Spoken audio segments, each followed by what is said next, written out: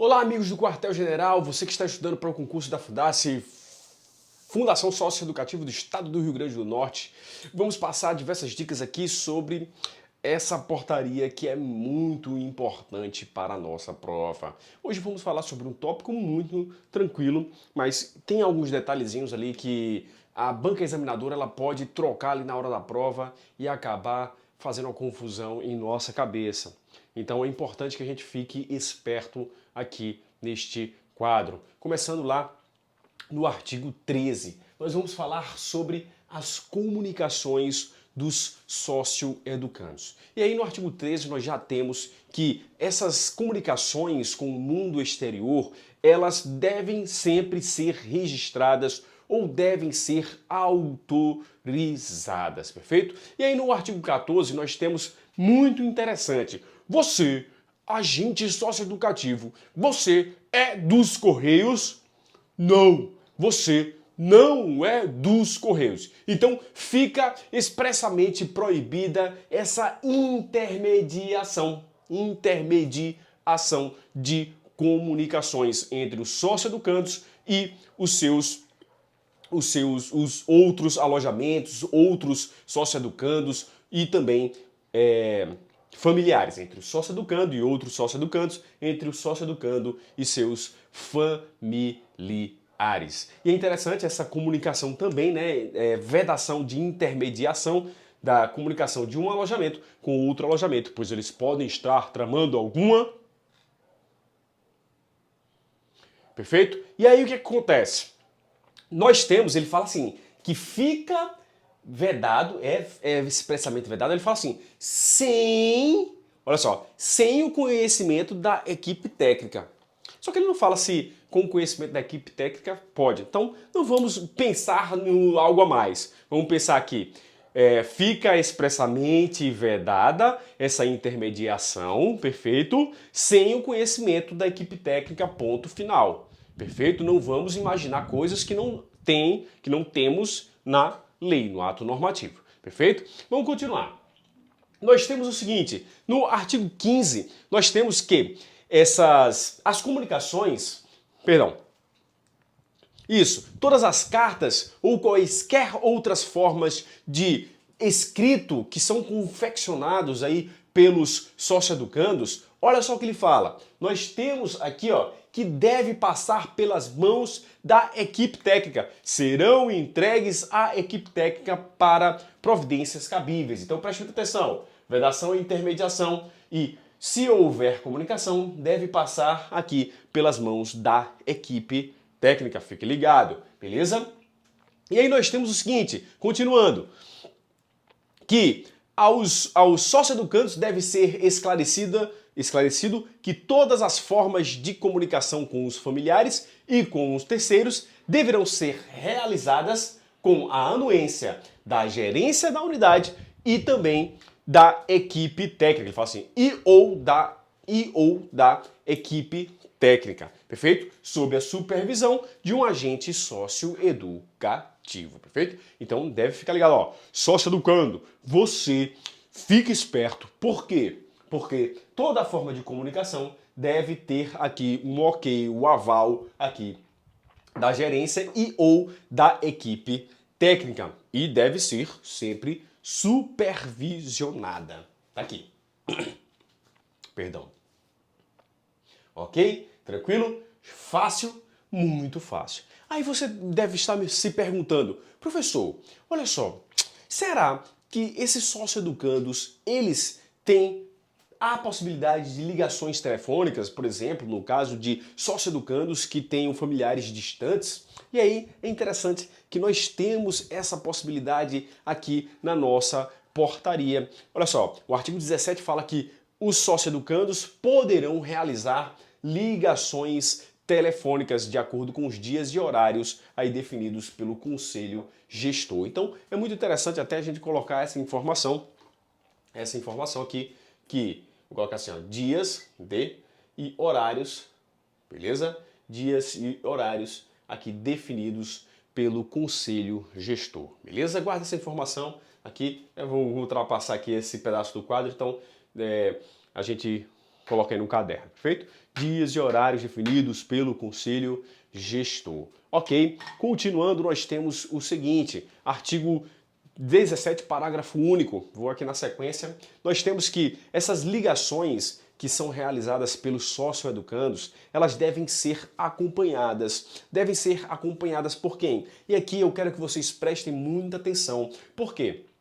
Porque quando nós estávamos falando de comunicação no geral, e aqui a gente percebe uma nítida diferença entre cartas e ligações telefônicas, a gente percebe que lá nas cartas nós temos que as comunicações elas seriam supervisionadas por um agente socioeducativo. Beleza.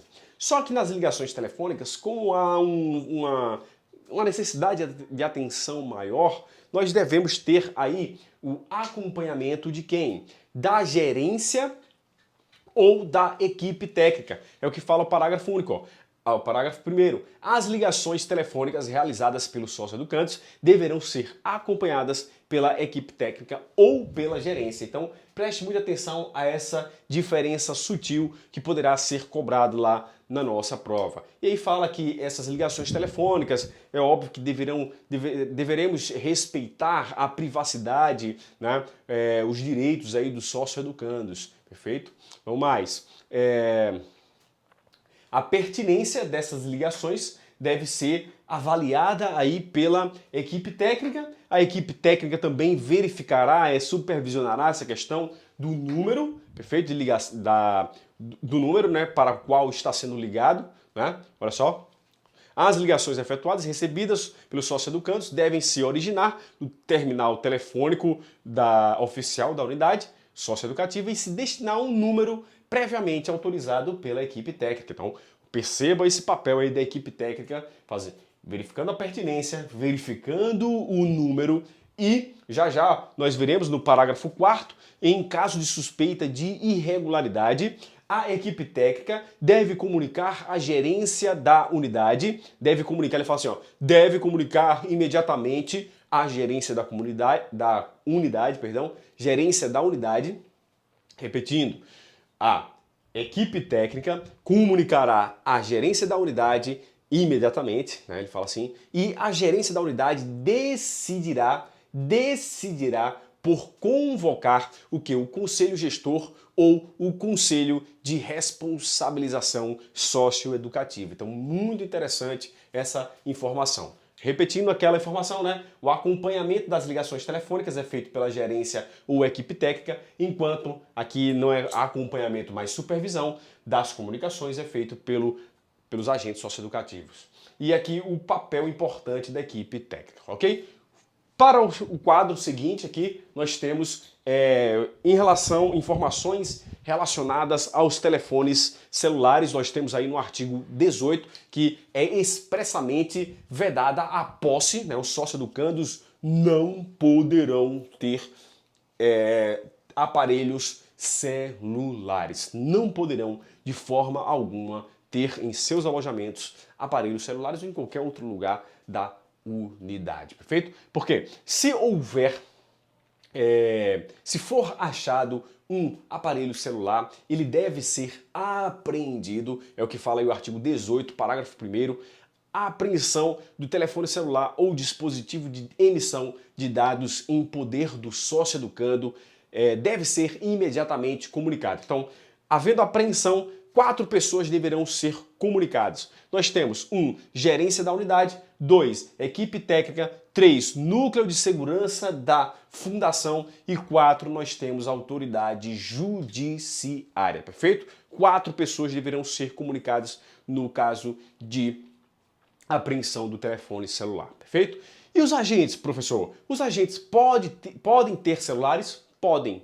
Só que no artigo 18, parágrafo 2º, ele fala que em algumas áreas eles não poderão utilizar os celulares. Vamos observar aí a leitura do artigo 18, parágrafo 2º. Fica vedado o uso de aparelho celular por agente socioeducativo e ou demais servidores nas áreas de restrição definidas no plano de segurança. Então, vamos imaginar essa nossa tela toda aqui sendo uma unidade socioeducativa e o plano de segurança define que essa pequena área aqui os agentes socioeducativos não poderão utilizar os celulares. Beleza? Show de bola? Observando-se